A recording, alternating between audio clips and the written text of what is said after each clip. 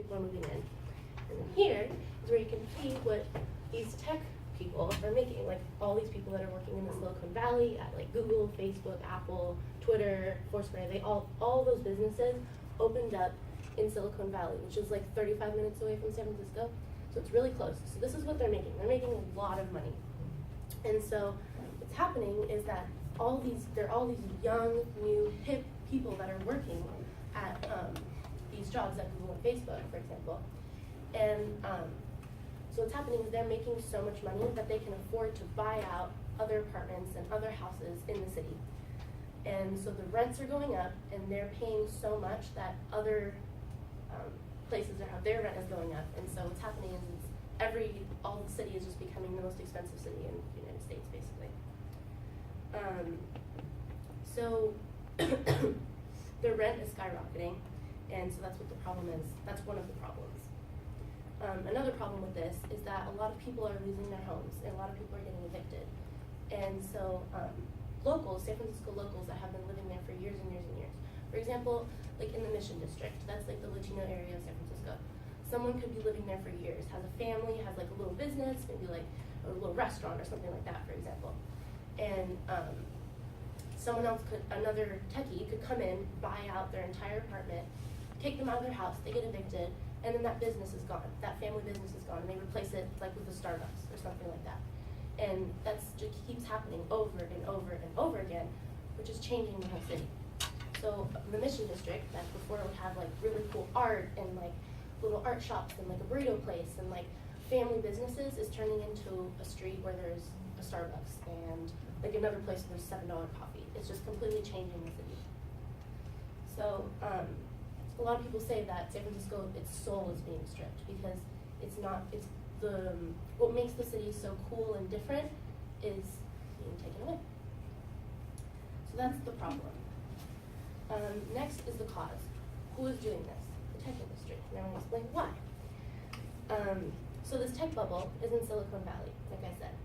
There's a lot of new jobs. This is all very new. All of this happened in the last like 5 years, and it's continuing and just going to keep happening for the next few years.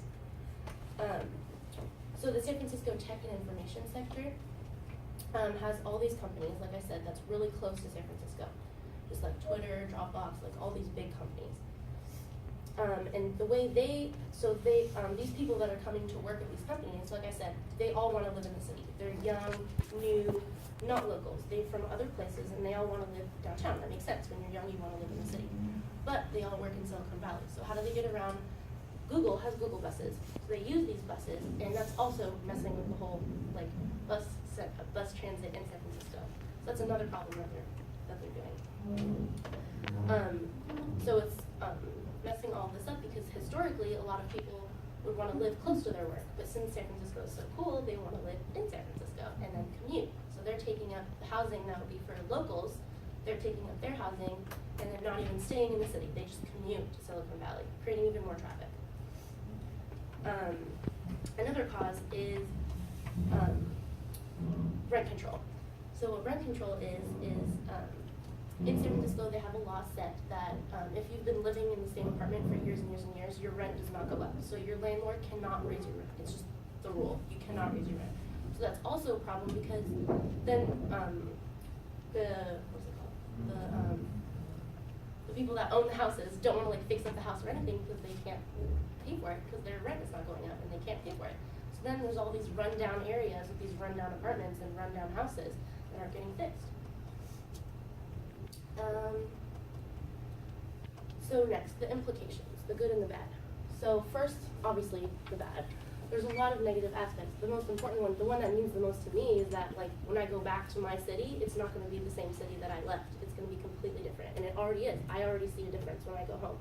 The different people that are there, the stores, the areas, like all the really cool areas that I used to go to are different now. That's one of those things. So this is some art that shows like what's happening.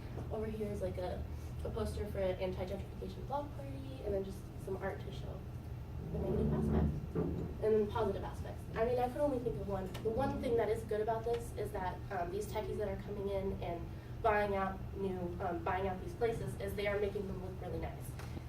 The city is getting a little bit cleaned up, and the areas that were kind of like considered the ghetto are not really as ghetto anymore because really nice, more rich people are coming in and changing it, so.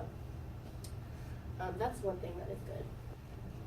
So in conclusion, I talked about how the tech industry is ruining San Francisco by first talking about what the problem is, what's happening, and then the causes, and then what's good about it and what's bad about it.